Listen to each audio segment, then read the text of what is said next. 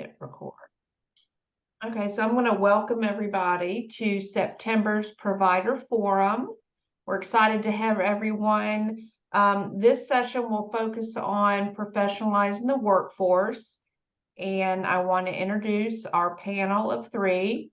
We have Seneca Jackson from Pine Castle. He joined Pine Castle in 2003 and currently serves as the Chief Programs Officer. He is responsible for overseeing their life enrichment pathway, employment pathway, residential department, vehicles, health and safety, and the operations department, which includes the new campus crews in culinary, custodial, maintenance, and landscaping. Wow, we're sure glad that you were able to take time today from all your duties there, Seneca. Yes. His tenure and progressive roles has included a DSP in the residential department, serving as group home manager, director of residential services, director of operations, and chief administrative officer. And then with him from Pine Castle is Harley James, and she has been there for 6 years with various positions. She's worked as a DSP, a case manager, a mental health professional, employment officer, and most recently moved into the role of Director of Administrations and Case Management. So they both, Seneca and Harley, have been teaching the DSP course together for 3 years and have successfully certified 15 DSPs at their agency. So along with those two, we have Amanda, is it Arana? Yes. That's right, okay, from Ark Broward, and she is the curriculum specialist for their post-secondary certification program located in Sunrise. She's been with Ark Broward for 5 years, and during that time, she has developed curriculum for various programs, taught vocational and professional development courses, provided observations and feedback for instructors. She's also designed curriculum for multiple nonprofits in South Florida. So we are excited to have you three here. Thank you. For us. And first, I'm going to open up the PowerPoint and share my screen, and then we can get into our program. So give me one moment. Okay, can everybody see the screen there? Yes. Okay. So I'm going to, who is starting on the Pine Castle side? We will just quickly kind of go over the table of contents, and then we can move past this page a little bit. So just kind of a quick what we're going to cover today. First, we have the overview of the DSP program. We have how we recruit, how the different agencies recruit, what the format and the structure of the course is going to look like, and that is different for each agency.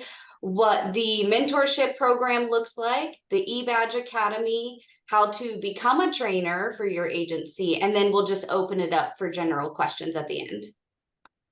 Very good. So we have a brief overview of the DSPs program, which stands for Direct Support Professional Advancement through Training in Human Services.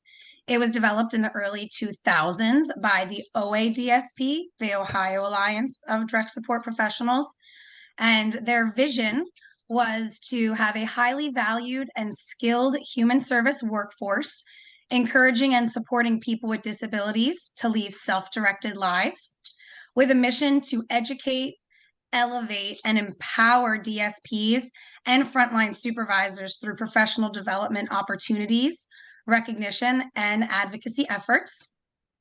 And I can tell you, if you take the quiz, the mission and the vision, knowing the difference is very important. I'm sure Harley and Seneca can attest. Yes. So the program was created off of the NADSP's competency areas that Harley's going to review with us. So you can, yep, there you go.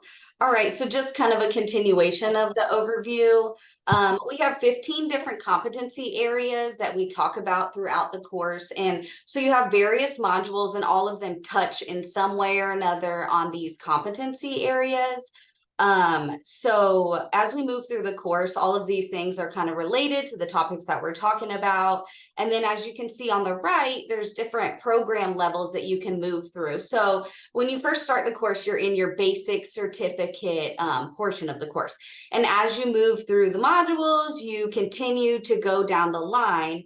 There is an additional portfolio piece that Pine Castle doesn't offer, but being certified in these 3 areas definitely is a piece of paper and a certification that you are able to take with you. It looks really good for you as a DSP. Kind of more on a personal note, as far as the course goes at Pine Castle, I know Seneca and I have taught this course for about 3 years now, and I really have nothing but good things to say. I think something that stands out to both of us that we've both kind of talked about is the area for professional growth, but personal growth as well. Some of these topics that we talk about, like communication, trauma, and building relationships, those help you be your best self and your best DSP, but it also helps you in your personal life. It helps you take a look at how me as an instructor or me as a caregiver, areas that I can improve on in my personal life and how that carries over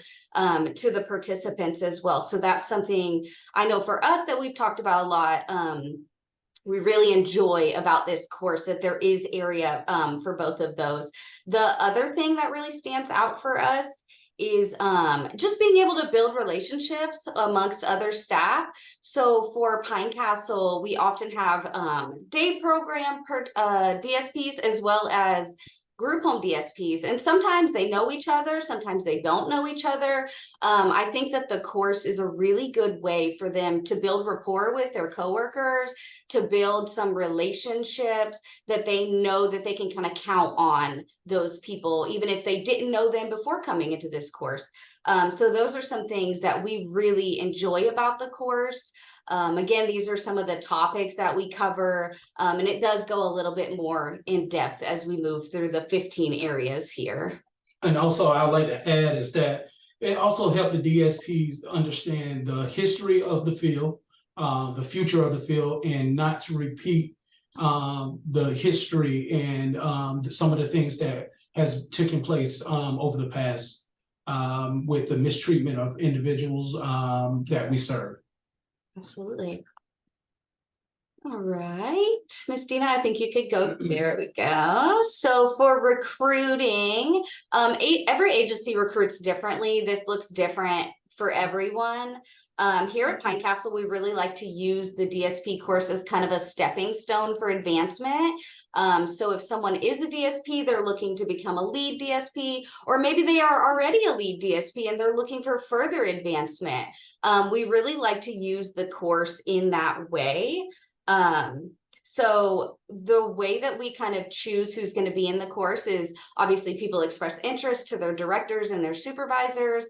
And then we all get together and we take a look at who has really shown interest, who really wants to grow, what does that look like for everybody? And then we kind of come up with the roster for that year. Our goal for Pine Castle is to have all of our DSPs move through the course.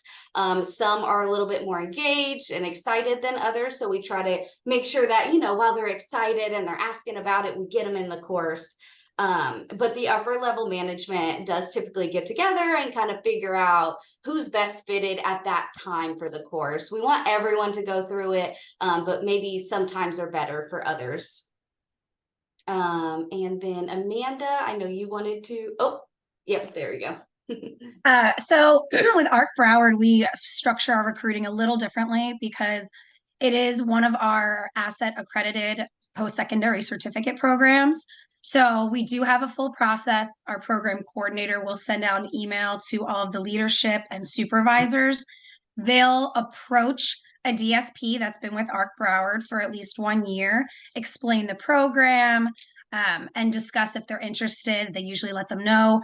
Our recruiting has had DSPs that have only been with us a year, and sometimes we have a DSP that's at 15 or 20 years with ARC Broward alone. So it's a really great combination. And like Harley was also saying, with our different departments, on average, each department is allowed to have one person, both for being able to mix between the programs and for coverage purposes. So we usually have a DSP from our group homes, our behavioral intensive group home, our after school teen program, our preschool, etc. So they have that conversation, like you said, where it's learning from other departments, comparing their stories. So once they complete the application, it's submitted, reviewed, and then we do send an official admissions letter. And then where you see agency incentives, we have our partnership with FARF. And when they are notified by their supervisor that they've been nominated for this program, they are told that at the end of the cohort, they will receive paperwork and they'll end up having a $1 per hour increase on their wage as a result of the apprenticeship program with FARF. All right, I think we're not ready for the next one now, Dina. Yes. So the format and structure is pretty similar to recruiting in the way that it is pretty flexible. I know that the first year that we did it at Pine Castle, so 144 hours is the requirement, right? So we're looking at what days a week, how many hours over the year span, what does that look like to meet those in-class requirements. So the first year that we did it, we ran it on Mondays and Wednesdays. It was 2 days a week, an hour and a half per class. And that structure worked out really well for us for the first, I think, 2 years that we did Mondays and Wednesdays. And then this year, it looked a little different for us. We had to change it up a little bit, but that just kind of speaks to the flexibility of the course and being able to kind of work it into your schedule the best that you can. So this year, we had a couple changes to it. Halfway through, I got a promotion. We had to change the days again, but as long as it works out for your DSP schedules and your schedules, you can kind of get it in as you need to. I think with our structure, it is up to the the instructors to make sure that we get through the modules in a timely fashion, that we get through the portions that we need to. And I know that that looks different for different agencies. I know Arc Broward runs theirs a little differently, but I do know that we at least appreciate the flexibility that the course does offer. I completely agree. For us having the structured way that we do, I think yours can work so well for different settings. With Arc Broward, after we started it in 2010, it was decided that it would run 1 day a week. And the reason that we could not do 2 days a week was because they had decided to do 2 modules a day. The modules run between an hour and a half to 3-ish hours. And so with it being in person, you know, as the facilitator, sometimes a topic comes up and all of them want to talk for 30 minutes and they're talking out a problem that they've experienced. So we actually have it built in that we have 2 modules every day. So we allot actually up to 4 hours per module with lunch in between. And we have a 20-week cohort. So we have an actual syllabus, we track our attendance, we track our grades. So we usually run one cohort January to May. Like I said, it goes 20 weeks the way that we have it structured. And then we do another one in August to December. So we just finished our 4th week with our newest cohort. We can go to the next slide. All right, so mentorship. I know that not everyone offers this portion of their certificate, but this is definitely something that I really like at Pine Castle, kind of going back to building the rapport and the relationships. Whenever someone is in their mentorship portion, for us, they're assigned multiple mentors at Pine Castle, and usually those are supervisors of some sort. So they're really able to build those relationships in class with coworkers, but then also build those relationships with supervisors outside of class, which I think is just really important. After the class, they feel like they can now talk to this person, go to this person if they didn't already kind of feel that way in the beginning. So there are 16 different competency areas that you cover in the mentorship program. Up until this point, you've been in class, you've been doing your modules, you've been running through everything. So this is really when they get to start doing some hands-on stuff. A lot of the different areas do require that you do some some different things. So for example, competency 4 is documentation. So for documentation, I might pair you up with someone like a case manager or a director, someone who directly gets those reports and needs those reports. And so that's when you get in there with that supervisor and really start doing examples of case notes, examples of different documentation that you might need. So for me, I really like the mentorship portion of the class, because it's now you've gotten your classroom instruction and now you're really applying it with a supervisor who can look it over at the end and say, you know, these are the things we're looking for, this could be better, and just kind of give some tips and tricks to writing documentation. And that really goes for all of the different competency areas that there are in the mentorship program. There's a lot of different aspects of like knowing the history of your agency, lifting appropriately. So we kind of team them up with people all around campus who could best help them learn that knowledge. So it's a great way, like I said, to build relationships with supervisors outside of here. There are 16 competencies, but overall there's 84 different topics that they cover with these mentors. So it is a lot of really good hands-on useful information for them. It's a great way also to just kind of wrap up the course. You've learned it all in class, you've done it all on the book, and you've done activities, and now you're kind of applying it as your final chapter of class.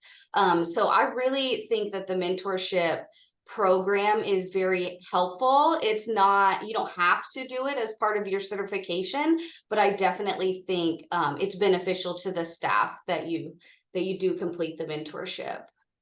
Do you have anything? No, I think you said it well. I think what the biggest thing for me is that the mentorship portion of it, it really gets the DSPs comfortable with interacting and engaging with upper management. They get to speak with us and talk to us. And I think typical, you know, most DSPs, they shy away from leadership. Anytime they see leadership, they try to, you know, walk the other way, but now they engage with us. They get to speak with us and bounce ideas. And we try to let them know that their ideas are welcome. Anything that needs to change or improve, or if they have a great idea, it goes a long way to have their input in everything that we do. So I think that is it for mentorship. If you want to go to the next. So in addition to like Harley saying that the mentorship is an option, unfortunately, we are not able to do it at Arc Broward. However, instead, we actually have leadership come in and they're guest speakers for multiple different modules that we have. So they're still able to be exposed to the different leaderships and supervisors for the different programs. Another optional piece of the DSPass program is the eBadge Academy. Now, this was actually made online through the NADSP. And the only reason that we as an organization did not choose to opt into adding this is because it does cost an additional fee per person for them to be able to go online and earn these digital DSP 1, 2, and 3 badges. And the reason I even talk about it is because it is part of the 100 level module to introduce individuals to the DSPass program. So in addition to having to pass all of the DSPass modules, there's skill evaluation, whereas Harley was listing documentation, there's advocacy, all these different community skill standards. A DSP would have to pass that module, but then they would also have to provide documentation, either in a written report, a video, pictures, and submit it to the NADSP to show that they have acquired that skill in that specific community standard, and they'd be able to work up to it. Like I said, it's a great opportunity through the NADSP. It's just, however, that additional cost per DSP was not something that Pine Castle nor Arc Broward could do. And I'm ready for the next one, Dina. Oh, she's trying to end us before. So as you heard, Harley said it, and I agree. The DSPass program is just so beneficial for the face-to-face instruction from the facilitators. They get to interact, they get to know other people. I constantly have the DSPs the first day go, I've seen you around campus, but I don't know what department you're in. I don't know what name you're in, what you have, like, what are you doing here? And so all of the icebreaker activities are really important because then they get to share stories. They get to compare, my preschool DSPs compared to my group home, or the adult day program compared to the teenagers. So they get to provide so much support.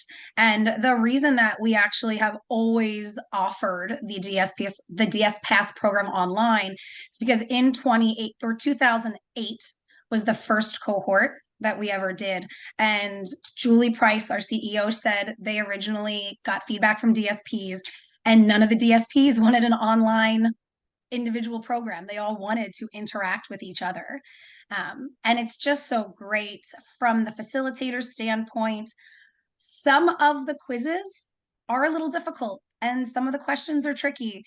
And after I grade their quizzes and I give it back to them, we go over all those answers. And sometimes it takes an extra 5-10 minutes for me to clarify why something was correct or why something was incorrect. So all of that interaction, like that feel, I've had to fill in little bits and pieces for individuals that have missed a class, and we've done Zoom for an hour, and it's just not as engaging. It's so much more fun to be in person. I'm very animated, so I feel like in person is just, I love it. So how would you be able to offer this program at your organization? The OADSP does require to have one trained facilitator for their licensed entities. So Seneca and Harley are there. Me and our, we changed her title. Our training specialist are both certified as well. And so they are based out of Ohio. So you could send someone to Ohio to do the 8-hour certification, or you can reach out to me, and I am the Florida Train the Trainer. And the 8 hours just consists of educating your trainer on what OADSP is, the history of it, how to proctor and grade the quizzes, how to fill out the sign-in sheets, how to submit everything to OADSP so that they can provide online transcripts for every individual. So that's all I got. I think it's a great program. Me too. I agree. Well, thank you so much. So let me all right, let me get back to what I was doing. Okay, so I am going to open it up to anyone that's got questions or comments. You can go ahead and unmute, and we can just go through one at a time, or you may put in the chat, whichever is your prerogative. Does anyone have any questions or comments? All right, Craig has a hand raised, and go ahead, Craig. Yeah, I have a question. Is just given the 20-week nature of the course, what percentage of the people that started in 20 weeks finish it in 20 weeks?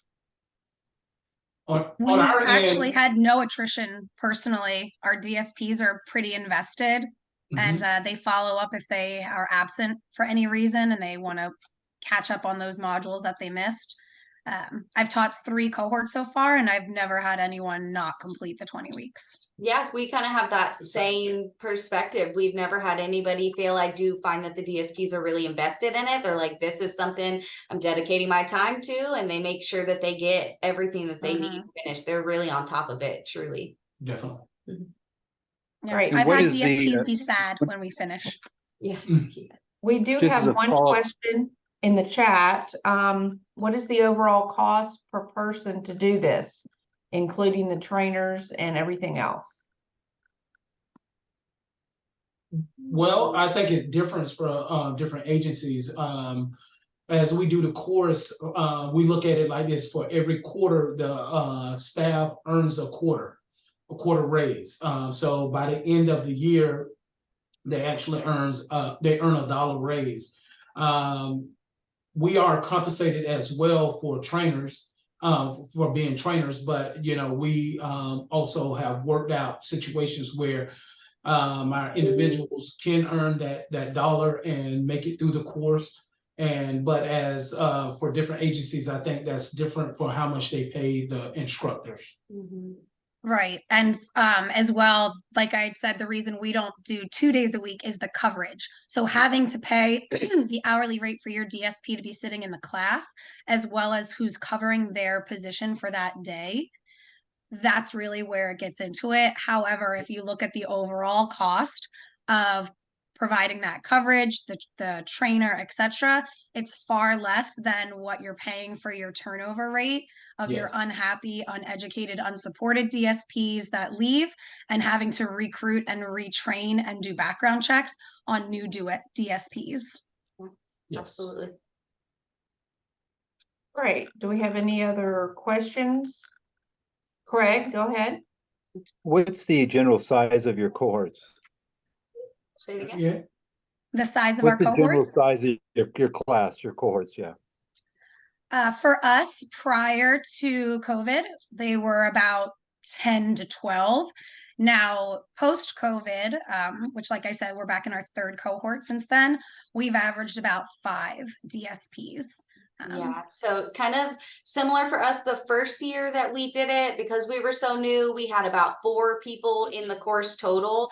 And then every year after that, we've enrolled 8 at the start of the course. And that's kind of just been our number 8. But I know that typically, like as the course goes on and me and Seneca become more comfortable, we do try to add as many as probably 10, I think is what our goal will be. Great, thank you. Thank you. Any other comments? Questions? I do not see any. We will be sending out certificates for those that are interested, and I will follow up in an email. That's just a little side note. Cassandra, I do see your hand. Do I need to? There you go. Can you unmute? Hey, can you hear me now? Yes, we can. Yes. I have a question. Now, this is a very interesting program to me. However, I am a solo provider through the APD. How does that affect us as far as wanting to be a participant in the DS Path program? That's a great question. Oh. I know for Pine Castle, we've never had anybody that's like a solo provider, but correct me if I'm wrong. I don't think that we would be opposed to offering that to someone from an outside agency. Maybe they're just a solo provider and wanted to get certified. They could potentially join our group. Yes. Okay, Yeah, but that's the same for us. We don't outwardly advertise it. However, we would welcome like an external applicant. We Mhm. have had 1 or 2 people reach out to us over the years, but once we let them know that it does not automatically give them employment with ARC Broward, they have not wanted to pay the cost out of pocket for the Yeah, training. that would be the concern. My only thought is that the 25-cent raise per quarter might look a little differently for a solo provider who's not a part of Pine Castle. right, and I'm independent. Yes, ma'am. I do. However, I guess I can reach out to you guys later, and we'll let this webinar continue to get information on how to apply and all of that good stuff, and then I can kind of weigh it out and see how it will work out for me. But thank you. Yeah. You're welcome. So far, everything sounds great. Thanks, Keep up the good Cassandra. work. You're Thank you. welcome. We will include Harley, Seneca, and Amanda's contact info in the follow-up email so that you can, reach out directly if you have questions. Anybody else have questions, comments? Okay, do the 3 of you want to add anything else? The only thing that I'd thought of earlier when you were actually introducing Harley and Seneca was that I found it interesting that both of you were previous DSPs at some point.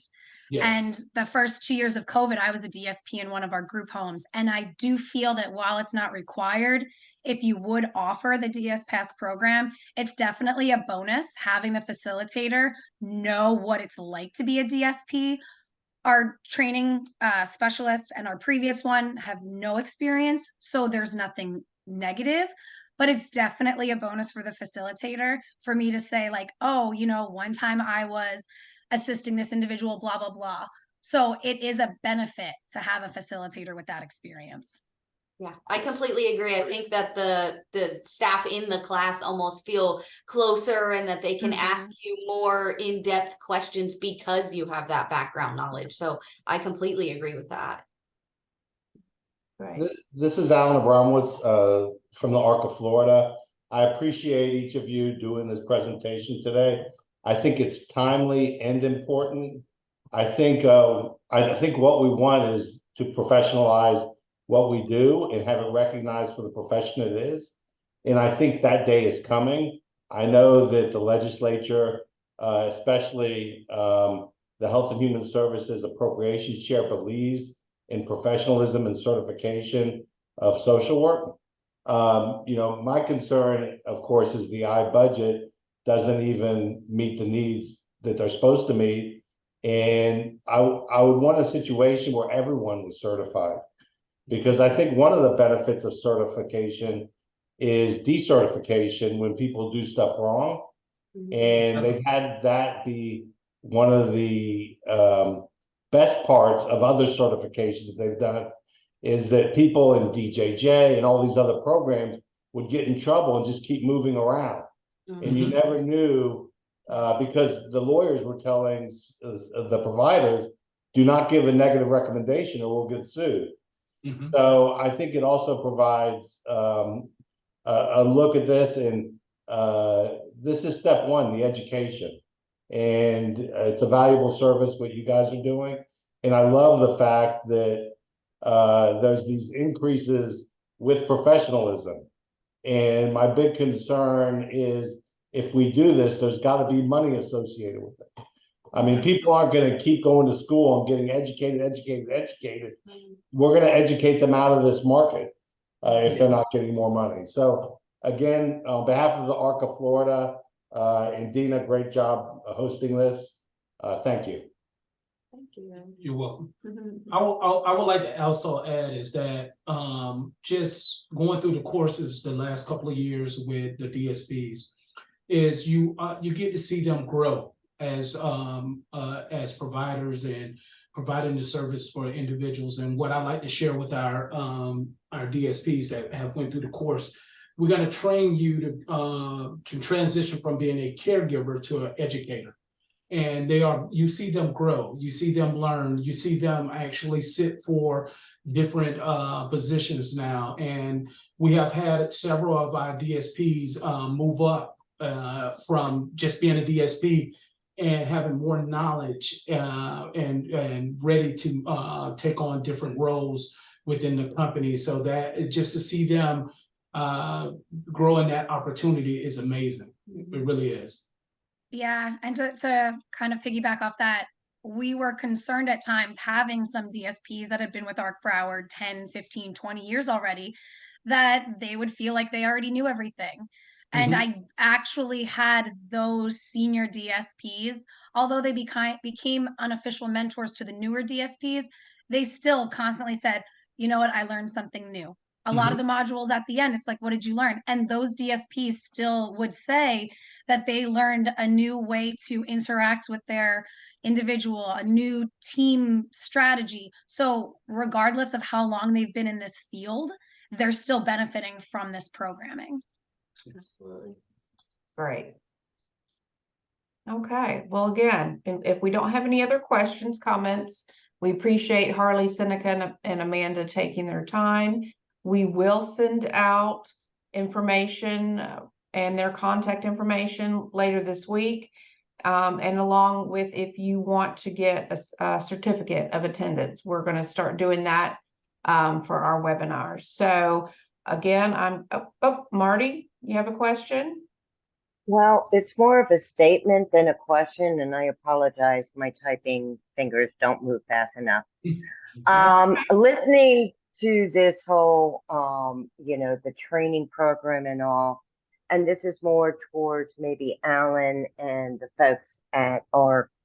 I'm wondering if we could take some of this information as a whole and show that the professionalism of this program is an emphasis on the caliber of people who work for these programs, and noting that they're more than willing to become more educated, but we have got to be recognized and give others the same type of opportunities, and how this salary and professionalism and dedication is a part of that process. Marty, that's a great point. And I want to add that, we do so much training. Our DSPs get so much training. It's kind of crazy anyway. I mean, if you think about it, core competencies, zero tolerance, HIPAA, CPR, the CEUs, 8 hours, medication administration, medication validation, medication annual recent training, G-tube medication. It goes on and on. I got a list of everything because someone sent that to me. And I said, wow, I think one of the things we need to do is repackage the training we already do as part of the whole system, because we seem to almost have a certification program with as much training as we do, but there's things we need to add on that you guys have been talking about, the mentoring and stuff. But I think you have something there. I think the future, given some of the stuff that Pine Castle and Arc Broward have done, are leading the way with where we're headed. So again, appreciate it. Marty, good comments. Thank you. Definitely. All right. Well, with that, I'm going to go ahead and end it. And thank you all for attending, and check out our website for the next dates and topics. And we hope you will join us. Have a great week. Thank you. Take care, everyone. Bye. Thank you.